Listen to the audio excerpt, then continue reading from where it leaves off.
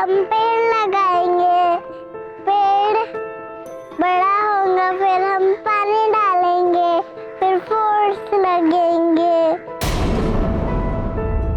फिर फ्रूट्स खाएंगे।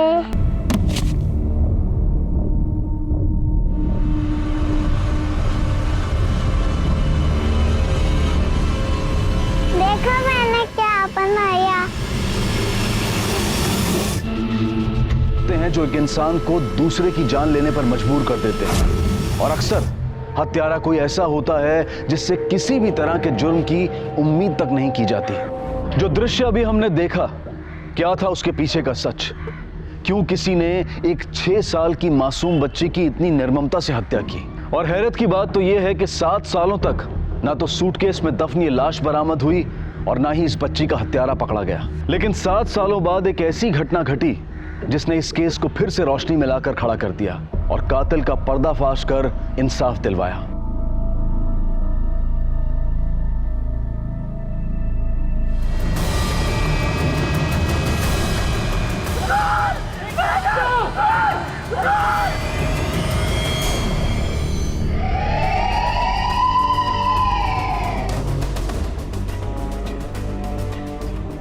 साहब, विक्टिम का नाम नैना सेठ है, ये इनका पति का घर। साहब, मर्डर वेपन? सारा घर छान डाला, कुछ नहीं मिला।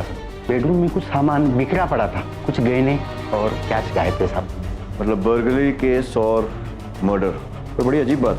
चोर या मर्डरर एक वार में भी इन्हें रोक सकता था। अच्छा, फॉरेंसिक और फोटोग्राफर आ रहे? हाँ साहब, आ ही रहे। साहब, रिया बेबी को बचा लो साहब, रिया बेबी को बचा लो। बचा लेंगे, पहले आप रोना बंद कीजिए और ये बताइए कि क्या हुआ। वो आदमी साहब, रिया बेबी को ढूंढो साहब। देखिए, हम पूरी कोशिश करेंगे उन्हें ढूंढने की, लेकिन आप भी शहर छोड़कर मत जाइएगा। पूछताछ के लिए आपकी जरूरत पड़ सकती है। साहब, शिंदे कुठे? खाली आहेत साहेब, लोकांची विचारपूस करतायत। सर मैं पूरा टाइम गेट पे ही था, कोई नहीं दिखा। मैं एक आदमी न रिया बेबी। पक्का यहीं थे? जी सर। ड्यूटी पे सो तो नहीं गए थे? नहीं सर पूरा टाइम गेट पे ही था, 1 सेकंड के लिए नहीं हिला सर। बिल्डिंग की और कोई एंट्री है? सर ये पीछे का गेट है जो हमेशा बंद रहता है सर। तो ये गेट लांग कर तो कोई भी आ सकता है। कहाँ है कैमरा यहाँ? सर वो कैमरा। क्या यहाँ वो कैमरा ही नहीं है? पीछे की तरफ भी तो कैमरा होना चाहिए ना।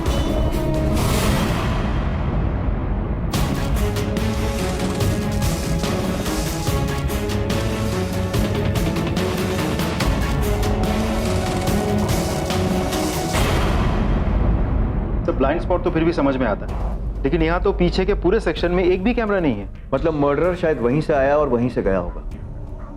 लेकिन शिंदे, मुझे एक बात समझ में नहीं आती, वो रिया को अपने साथ क्यों ले गया? मतलब बर्गलरी केस है, चोर चोरी करने के इरादा से आता है, मिसेस सेठ सामने आती है, उन्हें मार दिया, पद्मा आई उसे जख्मी कर दिया। उसी तरह वो रिया को भी वहीं छोड़कर जा सकता था। उसे अपने साथ में ले जाना बेवकूफ़ी भी है और रिस्क भी। शायद हॉस्टेज बनाकर ले गया होगा ताकि जरूरत पड़ी तो बच निकलने में रिया काम आए। अगर वैसा होता तो रिया आसपास ही कहीं मिल जाती, क्योंकि बिल्डिंग से बच निकलने के बाद वो रिया को ज्यादा दूर अपने साथ नहीं ले जाएगी, अनलेस रिया को किडनैप करना ही उसका मोटिव। तो फिर ये रॉबरी वगैरह? पुलिस को गुमराह करने के लिए। वो रिया को ही लेने आया था, माँ बीच में आई तो उसने माँ को मार दिया और फिर रिया को ले गया। तो फिर ये चोरी का नहीं, एब्डक्शन का केस। लेकिन सर कोई तो देख लेगा दोनों को एक साथ। रिया इतनी आसानी से कैसे चली जाएगी? लेकिन अगर वो दोनों वहां थे ही नहीं तो? मतलब ये कि हो सकता है ये पद्मा हमसे झूठ बोल रही, हो सकता है ना रिया वहां थी ना वो आदमी, इसीलिए किसी ने उन्हें नहीं दी। इस पद्मा ने ही चोरी की और उसके बाद मिसेस सेठ को मार दिया और बचने के लिए ये पूरी कहानी बनाई। सर वैसे भी 5 में से 1 मर्डर केस में सबसे पहले इन्फॉर्म करने वाला आदमी ही मर्डर होता है। यहाँ तो रिया पहले से ही गायब थी, तो ऐसा भी हो सकता है कि रिया को गायब करने में पद्मा का हाथ हो। पॉसिबल है। वैसे भी इस मामले की सबसे प्राइम विक्टिम नैना सेठ नहीं बल्कि रिया है। एक काम करो, इस पद्मा का बैकग्राउंड चेक करो, कहाँ रहती है, घर में कौन कौन है, कब आई और इस सेठ परिवार के साथ कब से, सब कुछ। Yes sir. और रिया की भी डिटेल्स चेक करना शुरू करते हैं, देखते हैं शायद कोई सस्पेक्ट निकल आए जो रिया को किडनैप करना चाहता। नैना सेठ के हस्बैंड से कोई कॉन्टैक्ट हुआ? नहीं सर, अभी तक नॉट रीचेबल।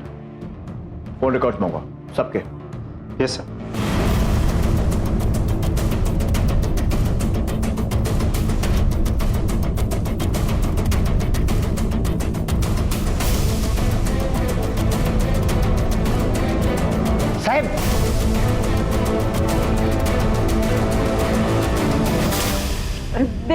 साहब, मुझे रिया बेबी के बारे में कुछ नहीं मालूम। जितना मुझे मालूम था मैंने आपको बता दिया साहब। मुझे जितनी रिया बेबी की पड़ी है था उतनी उसके माँ बाप को भी नहीं पड़ी थी साहब। इसका क्या मतलब हुआ कि उसके माँ बाप को नहीं पड़ी थी? अरे नैना, हाँ हो तुम, जल्दी चलो, लेट हो रहे हैं यार। हाँ चलिए फास्ट। चलिए। मैडम जी, हम बेबी को बहुत तेज बुखार है। इसे छठे माले पे डॉक्टर है, वहाँ पर दिखा दो। नैना, ये तुम्हारी कोई स्टूपिड किटी पार्टी नहीं है यार, डिनर है, चलो जल्दी। दोनों ने मिलकर उस मासूम बच्ची का सत्यानाश कर दिया था। मैं जानती थी कितना रोती थी वो, कितनी दुखी थी वो, क्या मांगती थी। थोड़ा सा प्यार, थोड़ा सा साथ। पता नहीं रिया बेबी कहाँ होगी साहब। ठीक है, अभी तुम जा सकती हो, लेकिन शहर छोड़कर मत जाना। जी साहब। पता करना पड़ेगा। यस सर, वो इंदर सेठ, रिया का बाप, वापस आ गया है। अच्छा हुआ मर गई नैना, डिवोर्स मांग रही थी, अब कम से कम मुझे एलुमनी तो नहीं देनी पड़ेगी। और सर, आप उस नैना को जानते नहीं थे, एक लालची औरत थी वो। और रिया, चलिए माना पत्नी से नफरत थी, पर बेटी की तो फिक्र होगी ना आपको। She was a problem child. एक मिनट चैन का मैंने नहीं बिताया इसकी और इसकी मां की वजह से। एनीवेज, आप नहीं समझे। हमारा एक कांस्टेबल यहाँ रहेगा पूरे समय। आप शहर छोड़कर नहीं जाएंगे, पूछताछ करने के लिए आपकी जरूरत पड़ सकती है। देखिए इंस्पेक्टर, मैं एक बिजी आदमी हूं। जो भी करना है कीजिए, लेकिन इस शहर के अंदर। 100% रिया ही नैना का खून कर भागी, और इसीलिए अभी तक मिल नहीं रही है। ये आप क्या कह रहे हैं? मैं बिल्कुल सही कह रहा हूं इंस्पेक्टर, दोनों एक दूसरे को बर्दाश्त नहीं कर सकती थी, हमेशा तू मैं होती रहती थी। इनफ इज इनफ रिया, आवाज नीची करके बात करना रिया मुझसे। Mom please, why you interfering in my life? Please stop it and please go. इस घर में वही होगा जो मैं चाहूंगी। तुम्हें हर काम मेरी मर्जी से करना पड़ेगा, और ये बात भूल जाओ कि तुम कॉलेज की ट्रिप में जा पाओगी। दोनों एक दूसरे को गाली देती रहती थी और मैं बस खड़ा होकर सुनता रहता था। जिस मर्डरर ने इतने वार करके नैना सेठ को मारा, उसने पद्मा को सिर्फ एक छोटी सी चोट देकर जिंदा छोड़ दिया।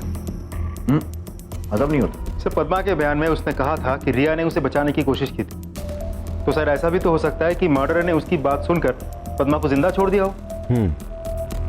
अब ये पद्मा या तो उस मर्डर के साथ मिलकर काम कर रही है, या फिर ये रिया उस मर्डर के साथ मिली हुई है। वैसे भी वो अपनी माँ से नफरत करती थी। उसके पिता का भी मानना है कि वो अपनी माँ की जान ले सकती है। सर, ये प्यार व्यार का तो चक्कर नहीं है, दोनों एक साथ घर से भागना चाहते थे, माँ ने देख लिया तो माँ की भी जान ले ली। और इसीलिए शायद कातिल ने इतने वार किए, क्योंकि जब कोई मर्डर इमोशन से जुड़ा होता है तो ऐसा ही होता है। और पोस्टमार्टम रिपोर्ट के मुताबिक भी नैना पहले ही वार में मर गई थी, लेकिन फिर भी उस पर इतने सारे वार किए गए। तुम उसकी बिल्डिंग के फ्रेंड्स और कॉलेज में पूछो, और टेक्निकल एक्सपर्ट बुलाओ ताकि सोशल मीडिया में उसके अकाउंट चेक कर सकें।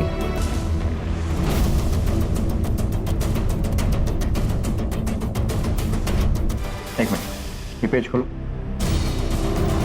Burn alone will die alone, मरने से क्यों डरूं, धोखा तो मुझे लाइफ ने दिया है, जन्म देकर मौत दी, thank you, happy mother's day.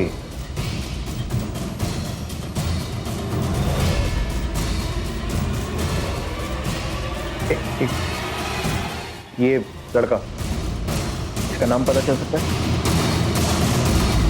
No sir, tag नहीं किया और ना ही कोई कमेंट्स, ना लाइक, ना शेयर किया गया। इस लड़के की इन्फॉर्मेशन निकालना मुश्किल है।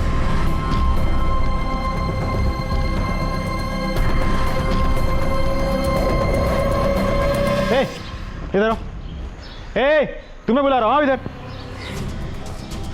क्या सुन रहे थे चुपके से? कुछ नहीं साहब। कुछ नहीं? सच बता, नहीं तो उल्टा लटका के मारूंगा मैं। साहब, मैं तो बस सुन रहा था कि कहीं कोई मेरी कंप्लेंट तो नहीं कर रहे हैं। क्यों करेगा कोई कंप्लेंट? कुछ गलत किया होगा इसलिए डर रहा है ना? साहब, वो लड़की रिया, मैं उसकी मदद करता था कॉलेज से भाग निकलने में, लेकिन उसके बदले में मुझे पैसे देती थी साहब। कितनी बार हुआ ऐसा? बहुत बार हुआ है साहब। कभी किसी लड़के के साथ मिलते हुए देखा था? कुछ याद है? हाँ साहब, एक लड़का आता तो था उससे मिलने के लिए। और इस तरह इस मामले में पहली बार पुलिस को एक महत्वपूर्ण बढ़त मिली। लेकिन रिया से अक्सर मिलने वाला वो लड़का कौन था? पद्मा और इंदर पर पुलिस का शक कायम रहा, लेकिन उन्हें उम्मीद थी कि इस लड़के की खोज उन्हें रिया तक पहुंचाएगी। सिक्योरिटी गार्ड द्वारा दिए गए ब्यौरे और रिया के फेस पेज अकाउंट की बदौलत पुलिस के पास अब उस रहस्यमय लड़के की तस्वीर थी।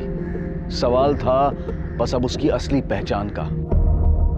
सर, रिया के कॉल रिकॉर्ड्स। वैसे ज्यादा लोगों के साथ तो टच में नहीं थी।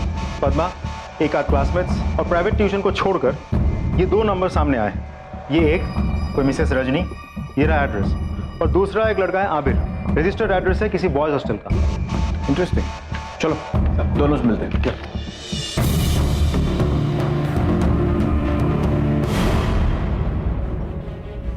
आपके पिताजी? नहीं नहीं, मेरे पति थे। ओह, आई एम सॉरी, मुझे इस समय ऐसे आपको डिस्टर्ब नहीं करना चाहिए था, लेकिन एक जांच चल रही है और उसी के सिलसिले में आपसे कुछ बातचीत करनी है। यस ऑफ कोर्स, बताइए। करीब 2 महीने पहले आप किसी रिया सेठ से बातचीत हुई थी आपकी? रिया सेठ? मैं तो ऐसी किसी औरत को नहीं जानती। लड़की है, कॉलेज में पढ़ती है। उसी के फ़ोन रिकॉर्ड्स में हमें आपका नंबर मिला। कुछ 3 कॉल्स घुमाए गए थे। लेकिन मैं ऐसी किसी लड़की को नहीं जानती हूँ। हो सकता है रॉन्ग नंबर हो। ठीक है, कुछ याद आए तो बता दीजिए। वैसे क्या उम्र थी आपके पति की? 65 के थे। ओके। ये औरत रजनी खुद है 40 साल की मुश्किल से, और पति 65 साल का। अचानक हार्ट अटैक से पति की मौत हो जाती है। नहीं सर, ये रजनी मुझे बहुत डाउटफुल लगी सर। शिंदे, एक काम करो, किसी को भेज कर उस पर नजर रखो। मैं भी इस एड्रेस पर पहुंच गया हूं, लेकिन ये हॉस्टल नहीं, अनाथ आश्रम है। ओके सर, चलो। यस सर, बताइए क्या हेल्प कर सकता हूँ मैं? मुझे अबीर से मिलना है, बुलाइए उसे। वो तो लापता है ना सर, हमने तो कंप्लेंट भी लिखवाई थी ऑर्फन रूल्स के हिसाब से। लापता है? कब से? 4 मई से। 4 मई से? क्यों सर, कहीं उसने कुछ गलत? आपको ऐसा क्यों लगा? जी ऐसी बात नहीं है सर, लेकिन वो थोड़ा हाथ से बाहर गया हुआ लड़का है। ड्रग्स की भी लत लगी थी उसे, डिप्रेशन की वजह से। अचानक गुस्सा हो जाता है, और इतना गुस्सा मानो पागलों जैसा। मुझे अबीर के सारे रिकॉर्ड चाहिए। निकलवाता हूँ सर, आबिर के ऑर्फनेज के रिकॉर्ड्स। गुड, बट सर 5 साल की उम्र में अनाथ हुआ था, तब से अनाथालय में ही है। फिर 2008 में उसे अडॉप्ट किया गया था। किसने अडॉप्ट किया? रजनी और हर्ष वाधवा ने। रजनी? उसकी एक छोटी बहन भी है जो पिछले 7 साल से लापता है।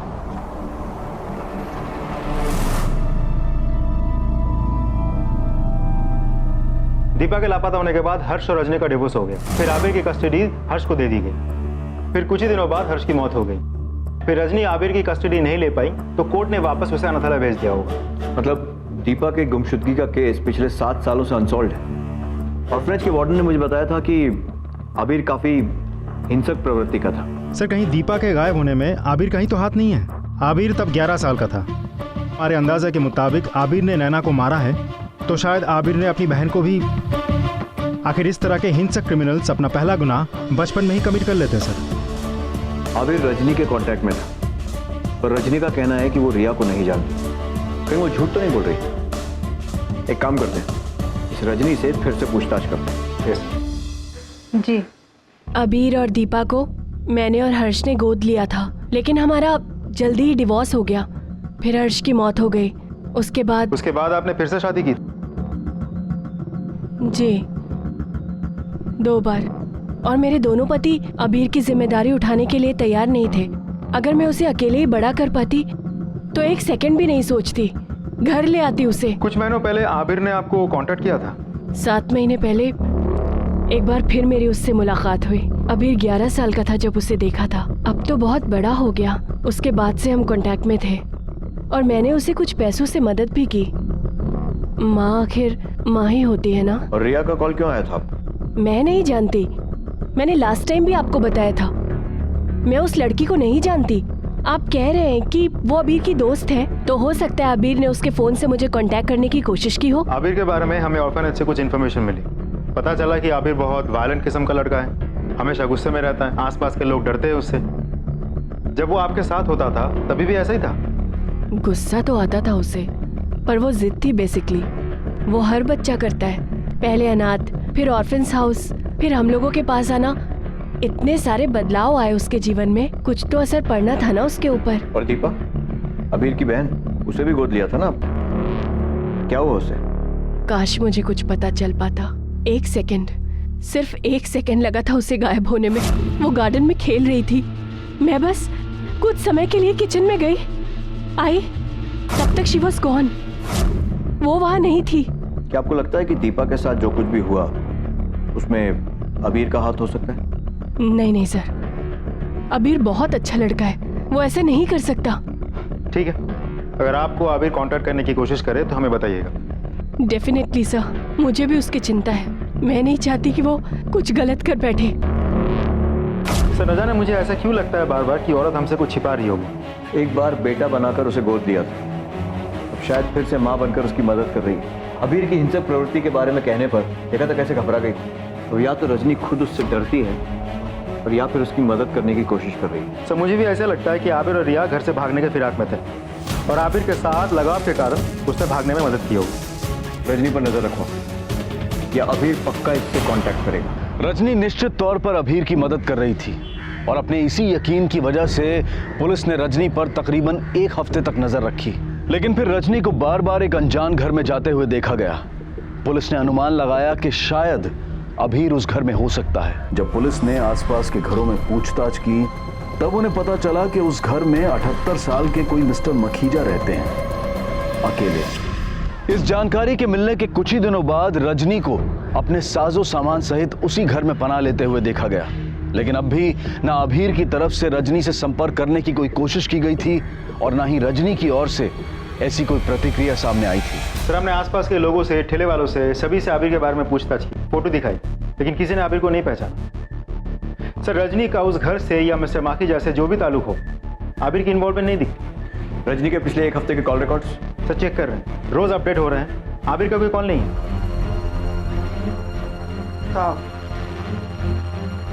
क्या है सर? आपने आबिर के फोन रिकॉर्ड्स में से अननोन नंबर्स की इंफॉर्मेशन मांगी थी। आ गया सर। राजेंद्र सिंह, एड्रेस भी मिल गया। राजेंद्र सिंह, गौर से देखो और बताओ। सर इन दोनों को तो उस दिन मैंने गोवा छोड़ा था सर। सर मैं एक्चुअली मेरा प्राइवेट कार का बिजनेस है ना सर, और ये लड़का तो चर्ची है, हर बार गोवा जाने के लिए मेरी गाड़ी यूज करता था। और लड़की? इस लड़की को तो पहले कभी नहीं देखा सर, उस दिन पहली बार देखा था सर। क्या चल रहा था दोनों के बीच गाड़ी में? ठीक से याद करो। रिया ये सब बंद कर, वरना भाई सब ठीक है ना? हाँ, वो बस थोड़ी तबीयत खराब है। तुम गाड़ी चलाओ। ये हाईवे के बाद आगे कोल्हापुर में मेडिकल मिलेगा, रुकना है क्या? तुम सीधा गोवा लेके जाओ, कहीं भी रुकने की जरूरत नहीं है, समझे? ओके। राजेंद्र फोकस करो, ठीक से याद करो, क्या बात कर रहे थे दोनों? कुछ भी अजीब, कुछ भी अलग गाड़ी में दिखाओ तो। सर खुसुर फुसुर तो चालू था उन लोगों का, फुल टाइम खुसुर फुसुर चालू था। लड़की ऐसा बोल रही थी कि हमने जो किया गलत किया, हमें ऐसा नहीं करना चाहिए था। बहुत घबराई भी थी लड़की सर, और सर लड़का भी बहुत भड़का हुआ था। 3-4 बार लड़की पे बहुत चिल्लाया लड़का। गोवा में कहाँ छोड़ा था? एड्रेस? सर किसी होटल के पास नहीं छोड़ा था, वो वाघा बीच है ना, वाघा बीच के पास छोड़ा। ठीक है, अगर जरूरत पड़ी तो दोबारा बुलाएंगे। जी सर। शिंदे अगर ये सच है तो फिर रिया की जान को खतरा है। अब भी कभी गोवा नहीं, नॉर्थ गोवा हेडक्वार्टर्स में मेरे बैचमेंट, उनसे असिस्टेंस तक मैं जरा इस पुराने केस को फिर से स्टडी करता हूँ जो 7 सालों से सुलझा नहीं। तो सर दीपा का मिसिंग केस? क्योंकि दोनों में सिर्फ एक ही चीज कॉमन है, अबीर और उसका गुस्सा।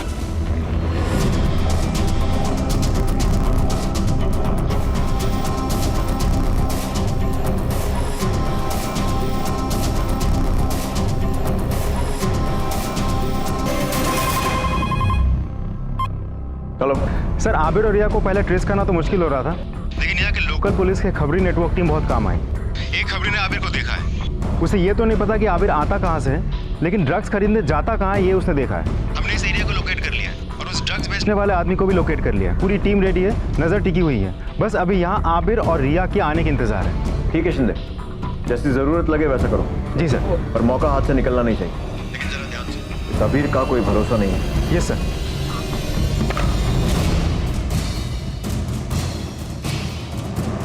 सर आबिर को पकड़ना हमारी पहली प्रायोरिटी होनी चाहिए, और ड्रग डीलर को भी। Yes sir. ओके।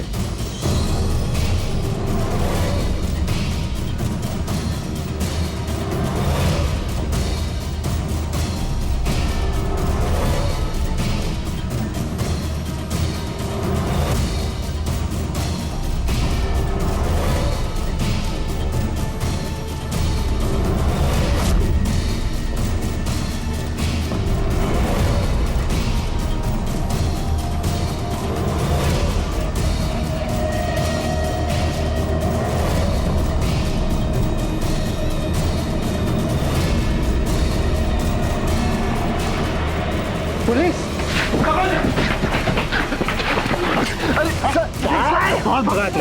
हाँ, तेरे लिए मुंबई से गोवा आना पड़ा। बोल बोल रिया किधर है? सर मुझे नहीं मालूम रिया के बारे में, मैंने कुछ नहीं किया सर। सब मालूम पड़ जाएगा। अरे सर मैंने कुछ नहीं किया सर। मैं तेरी भलाई के लिए बोल रहा हूँ। मैं तो फिर भी तुझसे सवाल पूछ रहा था। ये सर एक बार शुरू हो जाए ना तो तुझसे सवाल पूछेंगे नहीं, तेरे से जवाब उगलवाएंगे, समझा?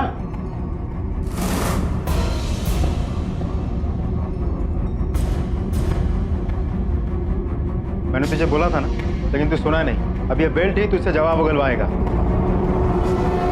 भाग गई वो, भाग गई।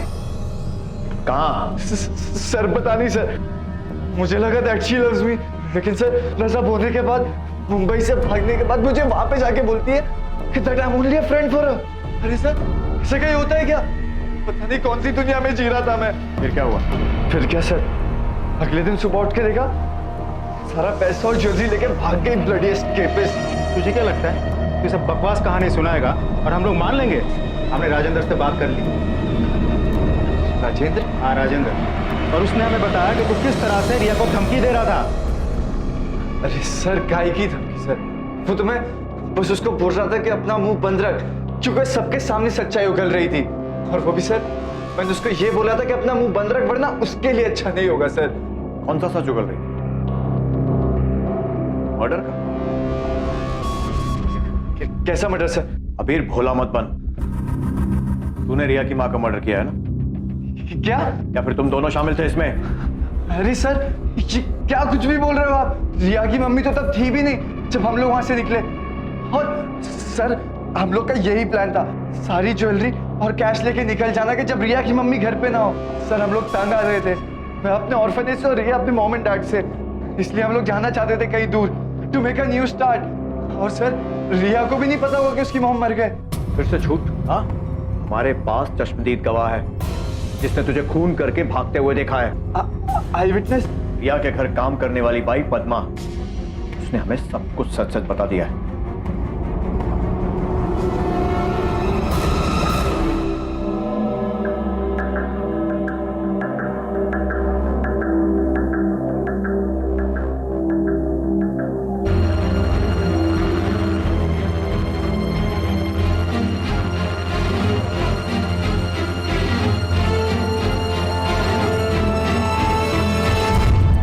गोवा जा रही थी? गोवा क्यों जा रही थी? मेरा गांव है वहाँ, मैं उधर से ही हूँ सर। सच सच बताओ। हाय शपथ साहब, मैं गांव ही जा रही थी। मेरे परिवार के कुछ लोग हैं वहाँ, मुझे अब नहीं रहना यहाँ। रोज रोज रिया बेबी के बारे में सोचकर, और वो नालायक इंदर साहब, उनको मजा करते देख मैं ही नहीं देख सकती साहब। एक सच बात बोलूं, मुझे पूरा विश्वास हो गया कि रिया बेबी अब मर चुकी है। जिस हिसाब से उसका फोन नहीं आ रहा है, वो नक्कीच मर गई साहब। रिया के मर्डर का बहाना देके नैना के मर्डर से बचना चाह रही थी तू? रिया के साथ जो लड़का था ना, उसे हमने पकड़ लिया है। उसी ने कहा है कि वो दोनों सिर्फ चोरी करना चाहते थे, चोरी किया और भाग गए। बची तू। वो झूठ बोल रहे साहब, वो खुद को बचाने के लिए मुझे फंसा रहा है। मैंने जो कुछ भी देखा आपको बता दिया साहब। वो तो मुझे भी मारने की कोशिश किया था। मैं झूठ क्यों बोलेगी साहब?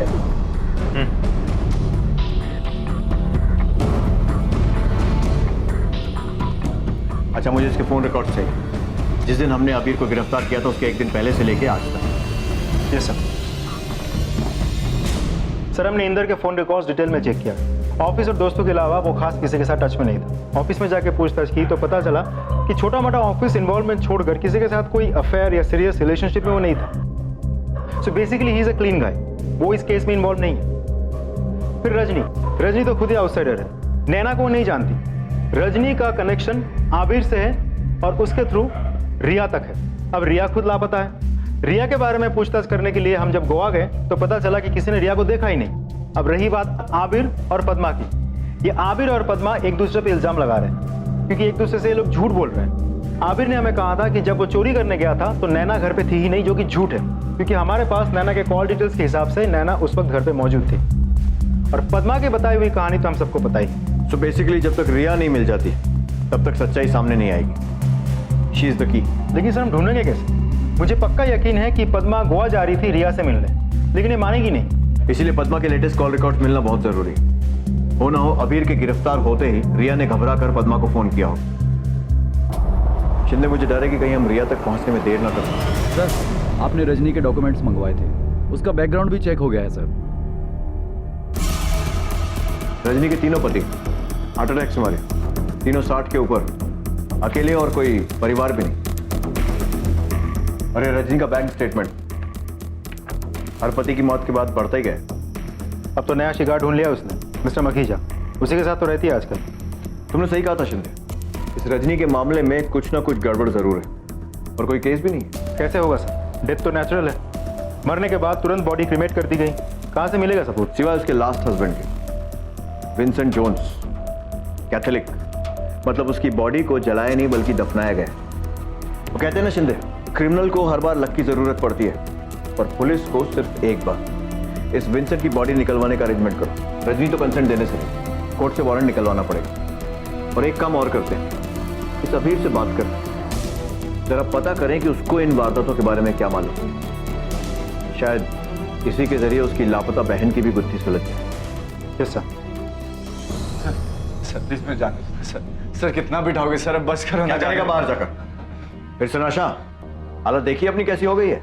आबिर सच बताएगा तो हम तुझे जाने देंगे। सर मेरा यकीन कीजिए, मैंने कुछ नहीं किया। रजनी के बारे में बता, रजनी के पति कैसे मरे, उनकी मौत में उसका क्या हाथ था? तूने मदद की थी उसकी? अरे नहीं सर, सच बोल। नहीं पता मुझे सर कुछ भी। सर मुझे कुछ नहीं पता, मैंने किसी की मदद नहीं की, बस मुझे जाने दो। रिया कहाँ है, जिंदा है या मार दिया उसे रजनी के साथ मिलकर? सर मुझे नहीं पता सर रिया के बारे में सर। सर प्लीज सर मुझे जाने दो सर। अबीर दीपा कहाँ है, तेरी बहन, तूने मारा उसे?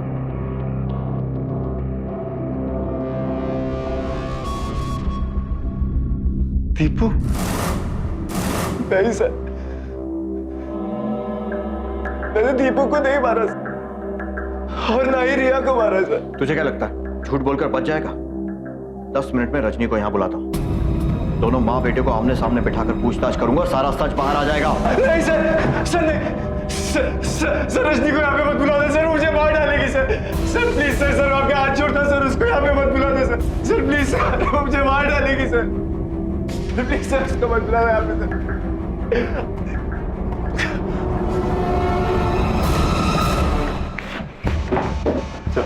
अभी स्टेबल है, लेकिन कुछ समय तक विड्रॉल सिम्टम्स होते ही रहेंगे।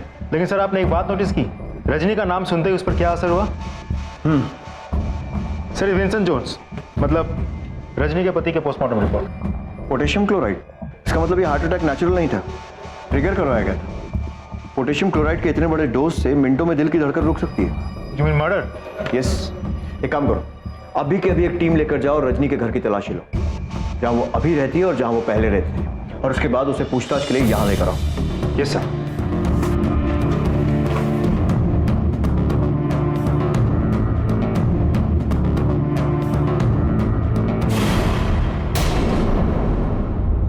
अरे सर आप? सर्च वारंट, हमें आपके घर की तलाशी लेनी है। तलाशी?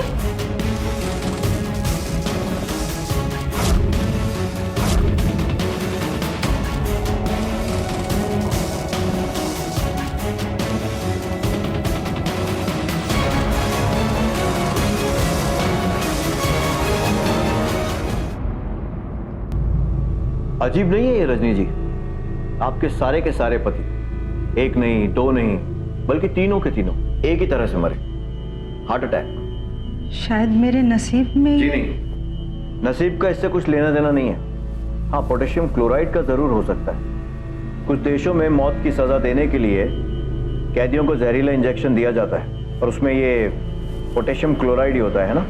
और आपका आखिरी पति विंसेंट जोन्स, उसकी बॉडी पर तो सुई का निशान भी मिला है, वही सुई जिससे उसे पोटेशियम क्लोराइड का इंजेक्शन दिया गया था। And for your kind information, police की एक टीम आपके पुराने घरों पर भी छापे मार रही है। इसीलिए सच कबूल कर लो, वरना जितना झूठ बोलोगी ना उतना ही दर्द होगा जब हम सच उगलवाएंगे।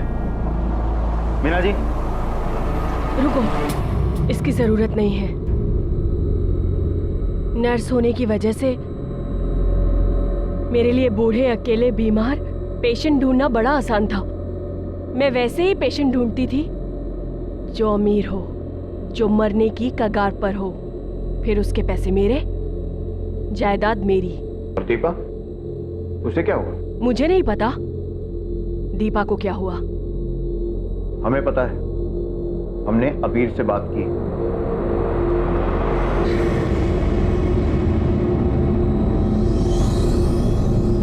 अबीर, देखो, अगर तुम अपनी बहन दीपा के बारे में सच सच बताओगे तो मैं प्रॉमिस करता हूं रजनी जिंदगी भर जेल की सलाखों के पीछे सड़ेगी। तुम्हारा कुछ नहीं बिगाड़ पाई। बोलो अबीर, अपने लिए ना सही, अपनी बहन दीपा के लिए ही सच बोल दो। देखो, मुझे पता है कि तुम जानते हो कि दीपा के साथ क्या हुआ था। सच बता दो, रजनी को सजा मिलेगी और तुम्हें छुटकारा उस घाव से, उस बोझ से जो तुम इतने सालों से झेल रहे हो। बोलो।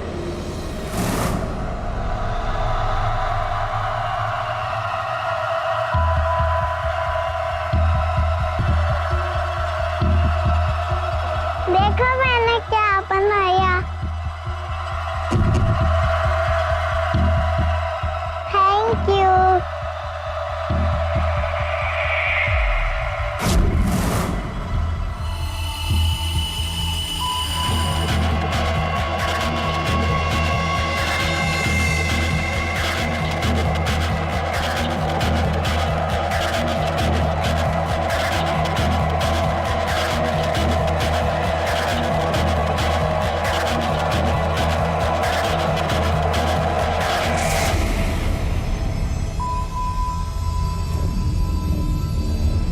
अबीर, क्या कर रहे हो वहां मिट्टी में?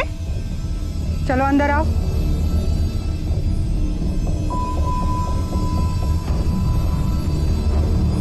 मैंने मना किया था ना वहां खेलने से, फिर भी खेल रहे थे। चलो अंदर आ जाओ।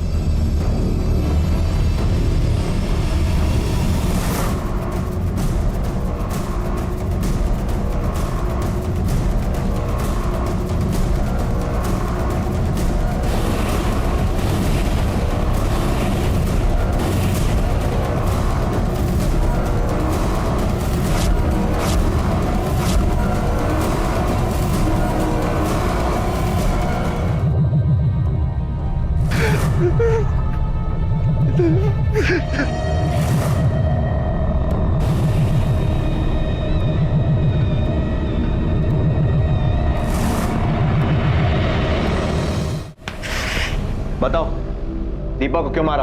बोलो।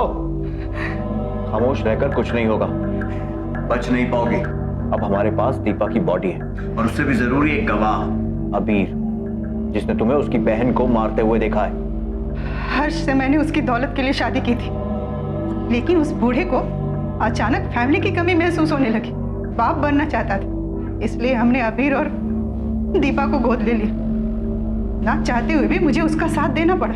मैं जानती थी कि हर्ष कुछ दिनों में मरने वाला है, लेकिन ये नहीं चाहती थी कि उसकी सारी जायदाद दीपा और कबीर को मिल जाए। इसलिए मैंने दीपा को मार दिया और मौका देखकर मैं अबीर को भी मारने वाली थी। लेकिन तभी पता चला कि हर्ष ने मुझे ही धोखा दे दी। उसके पास कोई जमीन जायदाद नहीं थी, वो खुद कर्जे में डूबा हुआ था। मैंने उसे तुरंत डिवोर्स दे दिया और अबीर हर्ष के साथ चला गया। लेकिन कुछ दिनों में ही हर्ष की मौत हो गई और अबीर फिर से ऑर्फेंस हाउस चला गया। लेकिन मुझे ये नहीं पता था कि दीपा को मारते हुए अबीर ने मुझे देख लिया था, नहीं तो मैं अबीर को भी नहीं छोड़ती। तो ये बताओ कि नैना के मर्डर और रिया के गायब होने से तुम्हारा क्या ताल्लुक है? मैं नहीं जानती, रिया और नैना के बारे में मैं कुछ नहीं जानती। जो सच था वो मैंने कबूल तो कर लिया ना। 7 सालों बाद नन्ही दीपा को इंसाफ मिला। यह बात साबित हो गई थी कि रजनी ने ही दीपा की जान ली, लेकिन नैना की मौत और रिया के गायब होने में उसका कोई हाथ नहीं था। आखिर पुलिस को अपना ध्यान फिर से उन 2 संदिग्धों पर केंद्रित करना पड़ा, पद्मा और अबीर। लेकिन पुलिस के अनुभव और अचूक परख की बदौलत ये गुत्थी भी सुलझ गई। पद्मा के कॉल रिकॉर्ड्स ये देखो, इनकमिंग और आउटगोइंग कॉल कोड देखो। गोवा का है। उन्होंने अबीर के अरेस्ट होने के बाद बौखलाई हुई रिया ने पद्मा को कॉल किया होगा गोवा से, और इसीलिए वो एकाएक गोवा के लिए निकल पड़ी। एक काम करो, ये लैंडलाइन नंबर्स कहाँ के ट्रेस करो और गोवा पुलिस से वहां पर रेड करने को बोलो। Yes sir.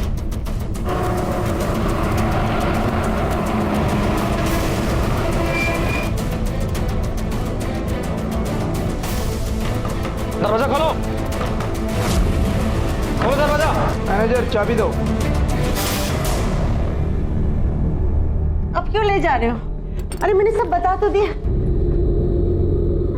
रिया, रिया बेबी, रिया बेबी तो कैसी है बेबी? रिया बेबी, बेटा घर चला। कौन सा घर? कोई घर नहीं है मेरा काकी। नहीं बेबी, ऐसे नहीं बोलते। तुम्हारे पापा है ना बेटा? पापा, वो पापा जो यहाँ तक भी नहीं है। कहीं नहीं जाऊंगी काकी, मैं कहीं नहीं जाऊंगी।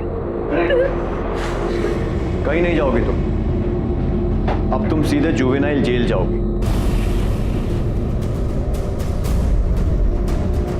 तुम्हारे बैग से तुम्हारी माँ का खून मिला है।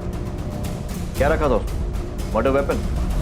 आई एम श्योर उसे तो तुमने ठिकाने लगा ही दिया होगा, लेकिन बैग से खून साफ करना भूल गई है ना? बस आप बात तो सुनो। कोई फायदा नहीं है, मदद नहीं कर पाओगे उसकी, बल्कि तुम भी जेल जाओगे रिया को बचाने के जुर्म में, और साथ में अबीर भी।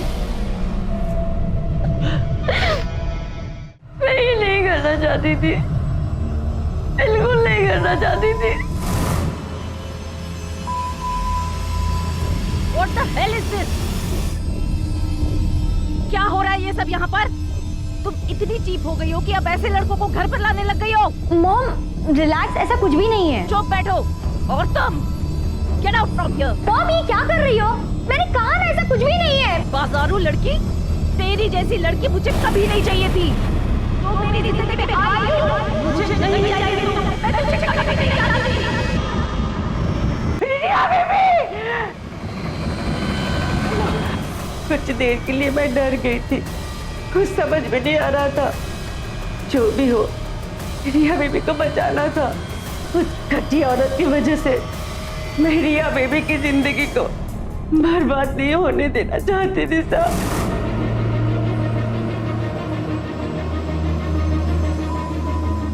रिया बेबी संभालो।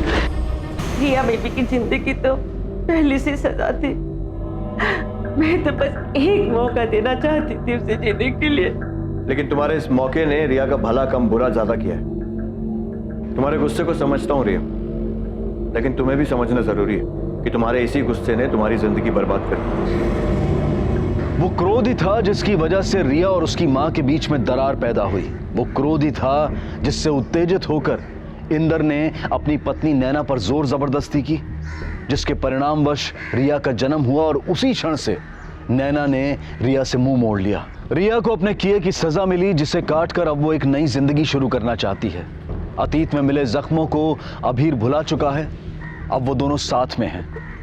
अब वो यतीम नहीं है। जिस तरह से एक नवजात पौधा जीवित रहने के लिए धूप और पानी पर निर्भर होता है, उसी तरह से इस दुनिया में जन्मे हर इंसान का विकास उसे मिलने वाले प्यार और परवरिश पर निर्भर होता है।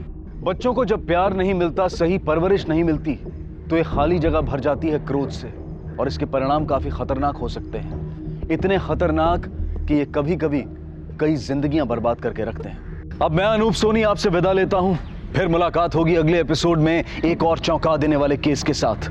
तब तक अपना और अपने परिवार का ख्याल रखें और देखते रहें क्राइम पेट्रोल डायल 100। सबक एक को, सीख हम सबको।